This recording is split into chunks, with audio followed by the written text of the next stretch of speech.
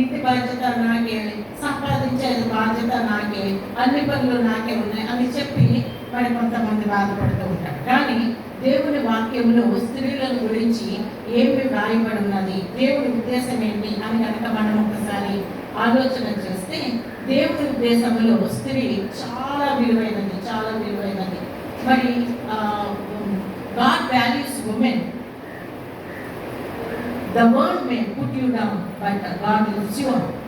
You are important to God. లోకం మిమ్మల్ని చిన్న చూపు చూడొచ్చు, చుట్టూ ఉన్న ప్రజలు మిమ్మల్ని చిన్న చూపు చూడొచ్చు, కానీ దేవుడు మాత్రం మిమ్మల్ని చాలా విలువైన వాడిగా మిమ్మల్ని చేస్తూ ఉన్నారు. A woman has a special place in the heart of God. దేవుడి యొక్క హృదయంలో స్త్రీల పట్ల ప్రత్యేకమైన ఉద్దేశం ఉన్నది, ప్రత్యేకమైన స్థలం ఉన్నది. దేవుడికి స్తోత్రం, హల్లెలూయా. మన గుర్తింపు అసలు ఏంటి, అసలు స్త్రీలుగా మనం ఉన్నాం, మన గుర్తింపు ఏంటి, మన ఐడెంటిటీ ఏంటి అని ఒకసారి చాలా మందికి ఆలోచన వస్తూ ఉంటుంది. ఏంటి అసలు నేను, ఏంటి నా బ్రతుకు అని చెప్పనుకుంటూ ఉంటాను. అలాగే అసలు నేను ఎందుకు జీవిస్తున్నాననే ఆలోచనలు కూడా వస్తూ ఉంటాయి. అయితే దాని గురించి బైబిల్ నుండి మనకు ఆన్సర్స్ ఉన్నాయి. దేవుడు ప్రతిదీ కూడా మనకి విపులంగా రాయించి ఉంచాడు. What is our identity? Our identity is with God. ఆదికాండము 1:27 కనుక మనము చూస్తే, దేవుడు మన స్వరూపమందు మన పోలిక చొప్పున నరులను చేయదము అని చెప్పి త్రియేక దేవుడు ఆలోచన చేసి 27 దేవుడు తన స్వరూపమందు నరుని సృజించెను, దేవుని స్వరూపమందు వారిని సృజించెను, స్త్రీని గాను పురుషుని గాని వారిని సృజించెను. దేవుని పోలిక, దేవుని స్వరూపంలో స్త్రీని దేవుడు సృజించాడు అంటే దాని అర్థం ఏంటి అంటే, దేవుడికి మన వల్లే మరి తల, మరి కాళ్ళు, చేతులు అలాగన్నీ ఉంటాయన్నా అప్పట్లో యేసుక్రీస్తు ప్రభువారు మన ఆత్మస్వరూపమే ఉన్నారు. అంటే ఏంటంటే ఆయన స్వరూపం, ఆయన పోలిక అంటే హీజ్ ప్లూరాలిటీగా త్రియేక దేవుడు, ఆయన రేషనాలిటీ, ఆయన మొరాలిటీ, ఆయన పోలికగా మనం ఉండాలని, క్రియేటివిటీ, స్పిరిచువాలిటీ, మరి ఇవన్నీ కూడా మనం కలిగి ఉండాలని, అంటే దేవుని యొక్క గుణగణాలన్నీ కూడా మనము కలిగి ఉండాలని దేవుని కోరికతో మనల్ని చేశారు. స్త్రీని కాదు పురుషుని కాదు చేశారు అని అంటే వీఆర్ ఆర్టలాజికల్ ఈక్వల్. మన వ్యక్తిత్వంలో మనల్ని ఈక్వల్గానే చేశారు. అఫ్కోర్స్ మన ఫంక్షనల్గా మనం డిఫరెంట్ అవ్వచ్చు. మరి మనం కుటుంబాన్ని నడిపించే విధానంలో భార్యగా, తల్లిగా మన బాధ్యతలు మనకు ఉంటాయి. దానిని బట్టి మనం ఇన్ఫీరియర్ అనుకోవడానికి వీలేదు. దేవుని దృష్టిలో మాత్రం పురుషుడికి కానీ స్త్రీకి కానీ ఆయన పోలికలో చేశారు. క్రైస్తవం వీఆర్ ఇన్ హిస్ ఇమేజ్. మన గుర్తింపు ఏంటంటే మనం దేవుని యొక్క పోలికలో సృజించబడ్డాం. క్రైస్తవం హల్లెలూయా. కాబట్టి వర్క్ విషయంలో అంటే మనకిచ్చిన బాధ్యతల విషయంలో డిఫరెంట్ అవ్వచ్చు, కానీ దేవుడి దృష్టిలో మన ఎడల గొప్ప మరి ఆధిక్యత, లేకపోతే ప్రయారిటీ, లేకపోతే ఇంపార్టెన్స్ మనకు ఉన్నది. దేవుడికి స్తోత్రం, హల్లెలూయా. స్త్రీలమైన మనకి ఒక వ్యక్తిత్వాన్ని ఇచ్చారు, ఒక గుర్తింపుని ఇచ్చారు. అంతేకాదు మనకి స్వతంత్రత కూడా ఇచ్చారు. అంటే దేవుడు ఆయన ఆజ్ఞలన్నీ ఉన్నాయి, మనకి ఇచ్చిన బాధ్యతలన్నీ కూడా ఆయన తెలియజేస్తూ ఉన్నారు. అట్ ద సేమ్ టైం మనకి ఫ్రీ విల్ ఇచ్చారు. అంటే అంగీకరించాలా, ఆయన వాక్య ప్రకారంగా జీవించాలా, జీవించకూడదా అన్నది మన ఇష్టానికి వదిలాడు. మనల్ని మరబొమ్మలాగా చేయలేదు. మరబొమ్మలు తెలుసు కదండి, ఇప్పుడు ఏ పని చేయమంటే అది చేసేస్తారు, వాళ్ళకి ఆలోచన ఏమీ ఉండదు. అలాగా మరబొమ్మలాగా మనల్ని చేయలేదు. మనల్ని ఆయన పోలికలో, ఆయన ఎలా ఆలోచన శక్తి ఉంటుందో అది ఆలోచన శక్తి ఇచ్చాడు. అంటే మనమంతా ఎంత ఫ్రీగా ఇచ్చి దేవుడు మనల్ని ఎంత ఘనముగా ఎంచుకున్నారో చూడండి. దేవునికి స్తోత్రం, హల్లెలూయా. అయితే మనము ఆయన దృష్టిలో యూనిక్ పీపుల్ మే. అయితే మన పర్పస్ ఏంటి, అసలు దేవుడు ఎందుకు మనల్ని సృజించారు అది కనుక ఒకసారి ఆలోచన చేస్తే అక్కడే ఉంది. నెక్స్ట్ వచ్చిన ఆదికాండం 1:28 మనం చూసినట్లయితే, మీరు ఫలించి అభివృద్ధి పొంది విస్తరించి భూమిని నిండించి దానిని లోపరుచుకోనండి. Praise the Lord, hallelujah. We are born to rule as representatives of God. ఆయన ప్రతినిధులుగా మనం ఈ భూమి మీద ఫలించడానికి, అభివృద్ధి పొందడానికి, విస్తరించడానికి, భూమిని అంతటిని కూడా లోపరుచుకోవడానికి దేవుడు అధికారం ఇచ్చి మనల్ని ఒక పర్పస్ మనకి ఇచ్చారు. ఆయన ఆశీర్వాదంలోనే మనం ఎందుకు జీవించాలి అన్న ఆలోచన కూడా మనకి తెలియజేస్తూ ఉన్నాడు. దేవునికి స్తోత్రం, హల్లెలూయా. కాబట్టి our creation to know our role, ఎలాగ మనం సృజించబడ్డామో దాంట్లో మన రోల్ ఎంతో కొంత తెలుస్తుంది. మరి ఆదాము ఎలాగ సృజించబడ్డారండి? నేల నుండి మనకి తీసి ఆయన చేతులతో చేసి జీవవాయువు వదగా ఆయన నరుడు జీవవాయు. అయితే నరుడు ఒంటరిగా ఉండటం మంచిది కాదని దేవుడు ఎరిగి స్త్రీని చేశారు. ఎలాగా నిర్మించాలని ఉంటారు. ఎలాగా గాఢ నిద్ర కలుగజేసి ఆదాము ప్రక్కటి ఎముకలో నుంచి ఎముక తీసి ఆ ఎముకలో నుండి స్త్రీని చేశారు. క్రైస్తవం మనల్ని మట్టిలో నుండి చేయలేదండి. దేవుడికి స్తోత్రం. అందులో చూసారా మనకి ఎంత దేవుడు ఆధిక్యతనిస్తూ ఉన్నాడు. క్రైస్తవం అయితే అందులో నుంచి మళ్ళీ మరి అంతా కూడా మళ్ళీ ఆదాంకి తెలివి తప్పించారు. అంటే మొత్తం కూడా నాకు అది రికవరీ కూడా చేస్తారు దేవుడు. ఈ ఆదాముని తీసుకుని అవ్వని తీసుకుని ఆదాం దగ్గరికి వెళ్తా ఉంటే బ్రైడల్ మార్చ్గా ఉంటుంది కదా, ఆదాము దగ్గరికి ఏంటండి వైఫ్ని తీసుకుని వెళ్తే పెళ్ళిళ్ళు ఎలాగండి, తండ్రి పెళ్లి కొడుకు దగ్గరికి తీసుకుని వెళ్ళి అప్పచెప్పినట్లుగా మరి ఆదాము దగ్గరికి తీసుకెళ్ళినప్పుడు నా మాంసము, నా ఎముకలో ఎముక, నా మాంసంలో మాంసము, ఇది నన్నులో నుండి తీయబడింది కాబట్టి నాది, వాడిద్దరూ ఏక శరీరం. కాబట్టి పురుషుడు తన తల్లిని తండ్రిని విడిచి తన భార్యను హత్తుకోను. ఆదాంకి తల్లి తండ్రి ఎవరున్నారండి? ఇదే మాట 3 సార్లు ఉంటుంది. అయితే దీని గురించి మళ్ళీ తర్వాత మాట్లాడుకుందాం. అయితే నడుములో నుండి తీయబడిన నాడి, పురుషునిలో నుండి ప్రతి భార్య భర్త కూడా ఏక శరీరంగా ఉండాలన్నది దేవుని ఉద్దేశం. మన రోల్ ఏంటంటే ఆదాముకి సాటిన సహాయముగా ఉండడానికి నిర్మించబడిన అవ్వ భార్య ఆదాము యొక్క ప్రతి పనిలోనూ కూడా సాటిన సహాయంగా ఉండాలి. క్రైస్తవం దేవునికి స్తోత్రం, క్రైస్తవం. అయితే దాంట్లో నుంచే మనకి మన యొక్క రోల్ అన్ని కూడా మనకి తెలుస్తూ ఉంటుంది. అసలు ఆదాముకి ఏం పని ఇచ్చారండి దేవుడు? ఒకసారి ఎవరైనా చెప్పగలరా? సేద్యపరచడానికి ఇంకోటి కూడా ఉంది, కాల్చడం. అయితే ఆ పని చేయడానికి ఆదాముకి సాటైన సహాయం అని అంటే అదేదో ఇన్ఫీరియర్ జాబ్ కాదు. ఇద్దరు కలిపి సేద్యం చేయాలి, ఇద్దరు కలిపి ఆడాలి, ఇద్దరు కలిపి ఫలించాలి, ఇద్దరు కలిపి అభివృద్ధి పొందాలి, ఇద్దరు కలిపి ఈ భూమిని డొమైన్ చేయాలి. ప్రైజ్ ది లార్డ్, హల్లెలూయా. ఎంత గొప్ప ఆధిక్యత స్త్రీలకు ఇచ్చారండి దేవుడు. మీకు అర్థమవుతుందా?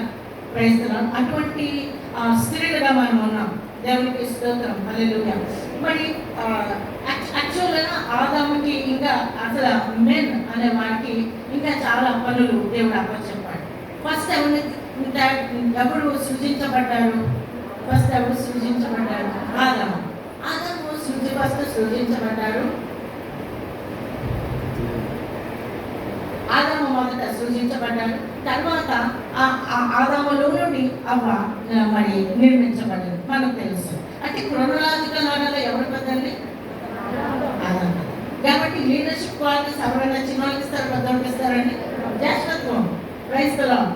Leadership to rule a home. ఇంటికి యజమానుడిగా, సంఘానికి యజమానుడిగా. మరి ఎక్కడైనా కూడా మరి లీడర్షిప్ క్వాలిటీస్ మరి ఆదాముకి ఇచ్చినట్లుగా మనం చూస్తాం, మెన్కి ఇచ్చినట్లుగా చూస్తాం. అయితే అదే సామర్థ్యవంతంగా చేయడానికి ఎవరు కావాలండి? స్త్రీలు కావాలి. ఏ పురుషుడు వెనక స్త్రీ ఉంటుందో ఆ పురుషుడు దూసుకుని వెళ్ళిపోతాడు. ప్రైజ్ ది లార్డ్, హల్లెలూయా. దేవుడికి స్తోత్రం. ఇక్కడ నేను ఎవరి గురించి చెప్పాలో మీకు తెలుసు కదా, నేను ముందే చెప్పాను. మన వాక్యంలో ధ్యానించుకుంటూ ఉన్నప్పుడు అన్ని విషయాలలో జ్ఞాపకం చేసుకోవాలని చెప్పి. ప్రైజ్ ది లార్డ్, హల్లెలూయా. కాబట్టి ఒక లీడర్గా ఉండడానికి ఆదాముకి ఇచ్చాడు పని. అలాగే ట్రూత్ టెల్లర్, సత్యమును చెప్పడానికి.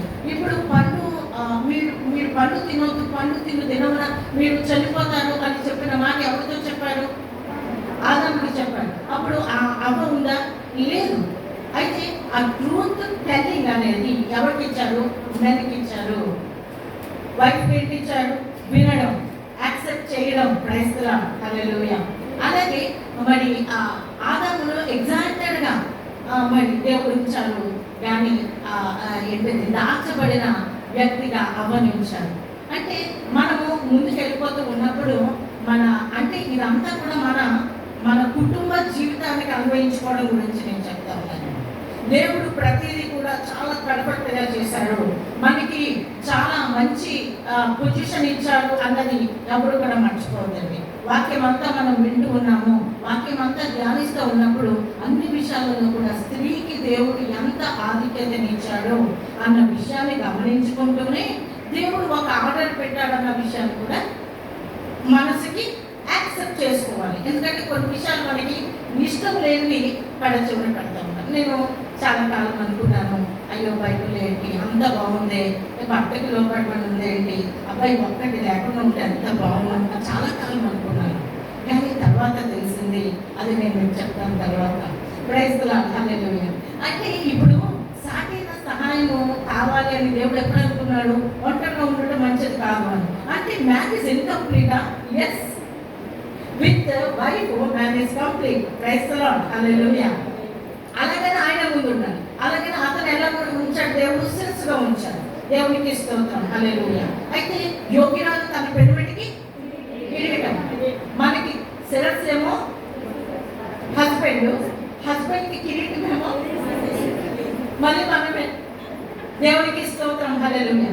దైవికంగా ఉండే వాడి గురించి నేను ఇక్కడ మాట్లాడుతూ ఉన్నాను. దేవునికి స్తోత్రం. మెన్ ఎప్పుడు కూడా స్ట్రాంగ్గా ఉంటాడు, హస్బెండ్ స్ట్రాంగ్గా ఉండడానికి దేవుడు వాళ్ళు అట్లాగా చూడండి.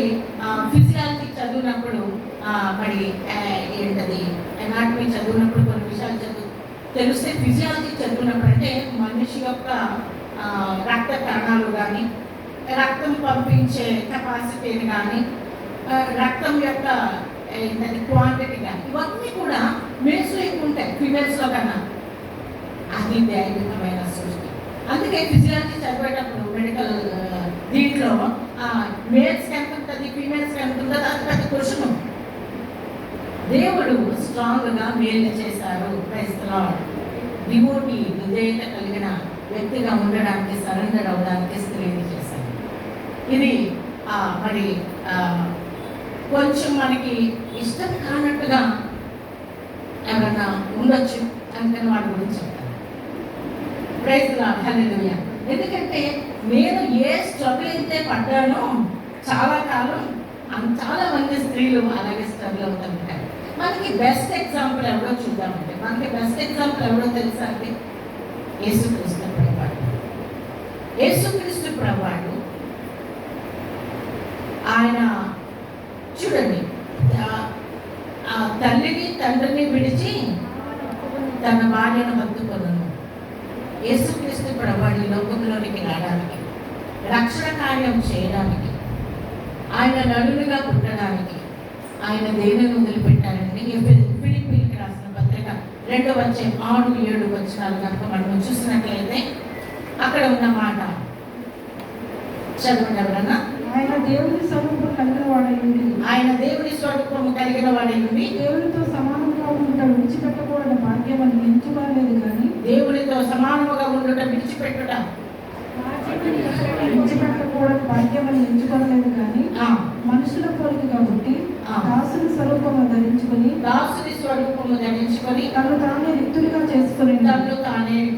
చేసుకున్నాను. ప్రైజ్ ది లార్డ్ హల్లెలూయా.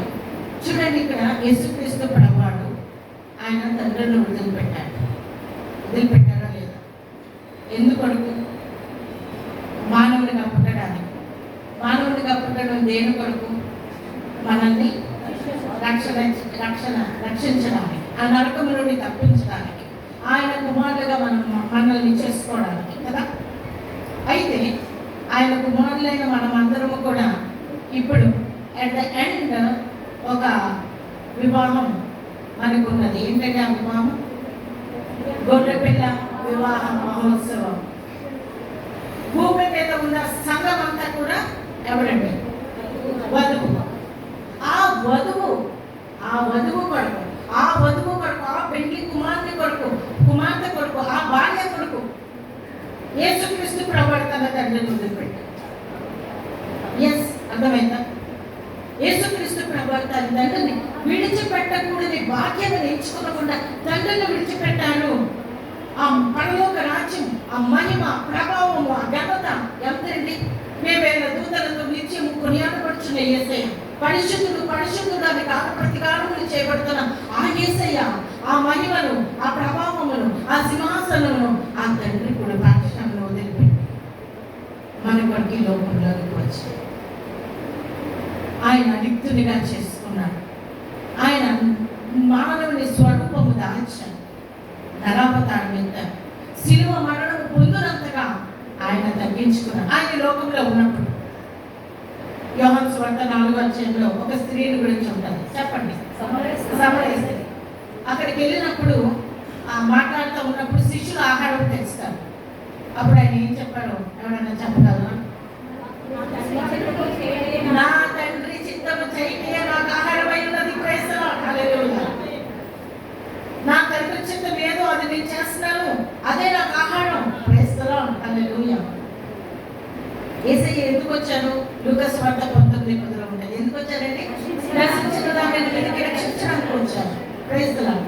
అది తండ్రి చిత్తమై ఉన్నది. ఆ పని నిమిత్తం ఆ సమరయ ఊరిలోకి వెళ్ళారు. ఆ సమరయ స్త్రీతో మాట్లాడుతూ ఉన్నాడు. ఆమె అర్థమైపోయింది మెస్సయ్య అని. ఊరంతా రక్షణ ప్రకటించబడింది. రక్షణ సువార్త యేసయ్య తీసుకెళ్ళిపోయారు. అక్కడ ఉంచుకున్నారు. ఊరంతా రక్షణ పొందేస్తున్నారు. అది యేసయ్య చిత్తం, యేసయ్య ఉద్దేశం, యేసయ్య చిత్తం, తండ్రి చిత్తం నెరవేర్చడం. Praise the Lord. హల్లెలూయా. ఆహారం మానేశారు. లోకంలో మానవుడిగా ఉన్నాడు కాబట్టి తినవచ్చు, కానీ ఆయనకి ప్రైమ్ థింగ్ తండ్రి చిత్తం నెరవేర్చడం. Praise the Lord. హల్లెలూయా. మరి ఒకనొక సందర్భంలో ఇదిగో నీ తల్లి సహోదరులు వచ్చారు, బయట వెయిట్ చేస్తున్నారు అని అంటే ఏమన్నాడు? ఎవరు నా తల్లి, ఎవరు నా తండ్రి? నా తండ్రి చిత్తము జరిగించి వాడే నాకు సహోదరుడు తల్లి అన్నారు. Praise the Lord. హల్లెలూయా. ఎల్ల వేళలా తండ్రి చిత్తం చేయడం ఒక్కటే ఏంపుగా పెట్టుకున్నాడు. Praise the Lord. హల్లెలూయా. లూకాసు వార్త 22వ అధ్యాయం మనం చూసినట్లయితే గెత్సేమనే వనంలో ఆయన ప్రార్థన చేస్తూ ఉంటాడు. ఆయనకి తెలుసు ఆయన ఎదురుకుండా ఏమున్నదో. ఆయన ఎదురుకుండా ఏమున్నదండి? శిలువ మరణం ఉన్నది. ఆయనకు ఎదురుకుండా ఏమున్నది? ఆ పాత్ర ఉన్నది. మానవాళి పాపము పాత్ర ఆ గిన్నెలో ఉన్నది. నేను తీసుకుంటే తండ్రికి దూరం అయిపోతానని తెలుసు. ప్రభా, నీ చిత్తమైతే ఈ గిన్నె నా నుండి తొలగించు అనేసి అన్నారు. కానీ అలాగ ప్రార్థించారు. ఎంత ప్రార్థించారు? చెమటే రక్తం అయిపోయింది. కానీ అక్కడికి ఏమన్నాడు? నీ చిత్తమే, నీ చిత్తమే. Praise the Lord. హల్లెలూయా. తండ్రి చిత్తం జరిగించడానికి ఆయన అంతగా తండ్రికి లోబడ్డాడు. దేవునికి స్తోత్రం. ఆ తండ్రి చిత్తం ఏంటి? లోకమంతా రక్షణ పొందాలి. లోకమంతా ఆయనకి క్రీస్తు ప్రభువానికి వధువు సంఘముగా తయారవ్వాలి. Praise the Lord. హల్లెలూయా. ఈ వధువు సంఘాన్ని మీట్ అవ్వడానికి, హత్తుకోవడానికి యేసయ్య తండ్రికి విధేయత చూపించారు 100%. హెబ్రీయులకు రాసిన పత్రికలో చూడండి 10వ వచనం, 10వ అధ్యాయము అక్కడ చూసినట్లయితే 7వ వచనం, 5వ వచనం నుండి చూడండి.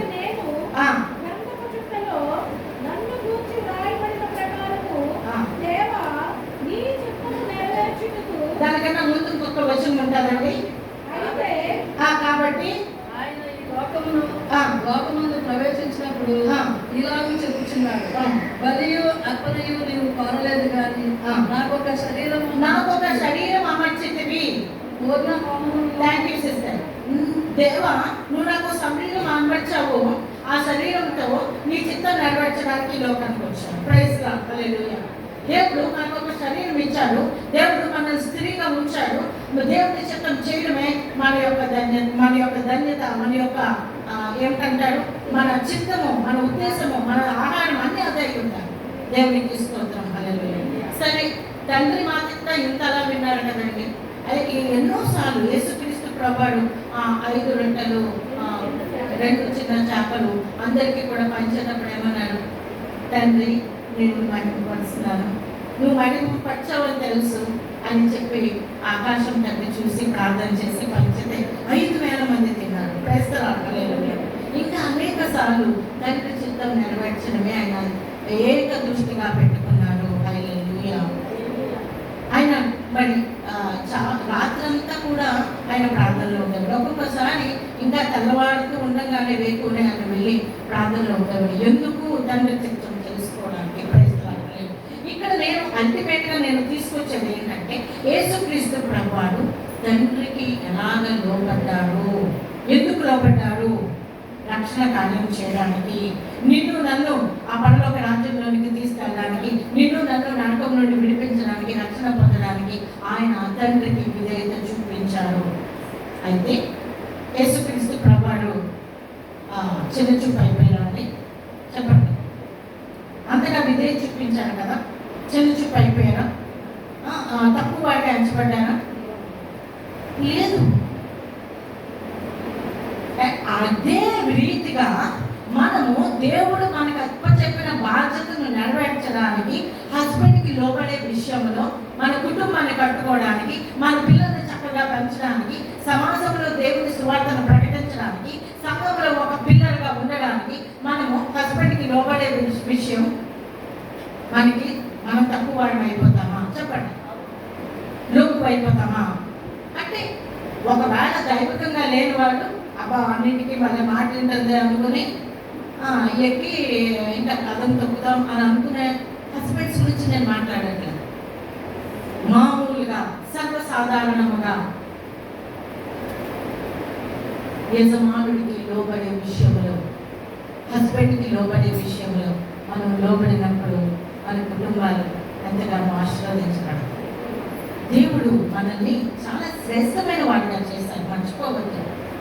యాక్చువల్గా ఆదాము పక్కటెముక సంఘానికి వెన్నెముక అన్నారండి. నేను అంటాను, ఆదాముకి పక్కటెముకైన అవ్వ కుటుంబానికి వెన్నెముక. కాబట్టి మీ వెన్నెముక కోసం చూపిస్తారా? మీ వెన్నెముక కోసం చూపిస్తారా? చూపించగలరా? కనిపిస్తుందా అండి? వెన్నెముక కనిపిస్తుంది. వెన్నెముక లేకపోతే పోనీ ఇంకొకలాగా అస్థిపంజరం లేకపోతే మనలో అస్థిపంజరం భయంకరంగా కనిపిస్తుంది కదా, భయం వేస్తుంది. అనాటమీ డిపార్ట్మెంట్లో ఉండాలి. అస్థిపంజరం చూస్తే భయం వేస్తుంది. కనిపిస్తుందా బయటికి? మరి షేప్ ఉంటుందా? చెయ్యి ఇక్కడికి విరిగిపోయింది అనుకోండి, ఇక్కడికి విరిగింది, చెయ్యి షేప్ ఉంటుందండి? వేలాడిపోతుంది అంటే. అంటే ఒక షేప్నిచ్చేది ఏంటి? ఎముక. ఒక స్ట్రెంగ్త్నిచ్చేది ఏంటి? స్ట్రెంగ్త్. ఇప్పుడు ఎముక బాగున్నప్పుడే స్ట్రెంగ్త్ ఉంటుందండి. కాలు విడిపోయిన వాడు నడవమనంటే నడుస్తాడా? స్ట్రెంగ్త్ ఉంటుంది. క్రైస్తలో కానీ బయటకు కనిపిస్తుందా? కనిపించదు. స్త్రీలమైన మనల్ని దేవుడు అలా చేశాడు. మనకి ఆశీర్వాదాలన్నీ ఇంటర్నల్గా పూలను వచ్చేస్తే మన కుటుంబం ఆశీర్వదించబడుతుంది, మన బిడ్డలు ఆశీర్వదించబడతారు. మనల్ని చూసిన వాళ్ళు మరి అమ్మో దేవుడు ఎంతగా ఆశీర్వదించాలి అంటే మెటీరియల్ బ్లెస్సింగ్స్ ఒక్కటే అని అనుకోకండి. ఆశీర్వదించబడడం అంటే మంచి ఇల్లు కట్టేసుకోవడం, మంచి కారు కొనేసుకోవడం, మంచి నగలు వేసేసుకోవడం కాదు. దేవుని యొక్క ఆశీర్వాదం డిఫరెంట్గా ఉంటాయి. Praise the Lord. హల్లెలూయా. ఆయన ఇచ్చే సంతోషం అభివృద్ధి లేనిది, ఆయన ఇచ్చే సమాధానం మన నుండి ఎవరిని దూరం చేయలేనిది. Praise the Lord. హల్లెలూయా. పరలోకంలో మనకిచ్చే ఆయన బహుమానం, ఆయన ఇల్లు, దేవునికి స్తోత్రం, ఎంత గొప్పగా ఉంటాయని మనం ఊహించలేము. జీవజలకు పూటగా మనల్ని మార్చేస్తాడు దేవుడు. దేవునికి స్తోత్రం. హల్లెలూయా. అయితే ఇప్పుడు మనం మాట్లాడుకోవాల్సింది ఏంటంటే ఉమెన్ యొక్క రోల్ ఇంట్లో ఎలా ఉండాలి, భర్తకి ఎలా భార్యగా ఉండాలి. ఇప్పుడు మెయిన్ పార్ట్ ఒకటి మనం క్లారిఫై చేసేసుకున్నామండి. ఏంటి క్లారిఫై చేసుకున్నాం? యాక్సెప్ట్ అయ్యిందా? యాక్సెప్ట్ అయ్యిందా? Praise the Lord. హల్లెలూయా. యేసుక్రీస్తు ప్రభువారు రక్షణ ప్రణాళిక నెరవేర్చడానికి తండ్రికి లోబడినట్లుగా మనము దేవుడు మనకిచ్చిన బాధ్యతలు నెరవేర్చడానికి మన హస్బెండ్కి ఈ లోకంలో మనం ఉన్నంతకాలం, జీవించినంతకాలం లోబడాలి. దేవునికి స్తోత్రం. Praise the Lord. అయితే ఆ లోబడడం అంటే ఏమిటి అంటే లోబడంలో ఉండే మాధుర్యం ఏంటి అన్నది ఒక్కసారి నేను చెప్పాలనుకుంటున్నానండి. ఒకసారి మనం చూసినట్లయితే పేతురు రాసిన పత్రిక కింద మనం చదువుకున్నాం కదండి. ఉండండి, అది కాదు, అదే నేను చెప్తాను, నేను చెప్తాను.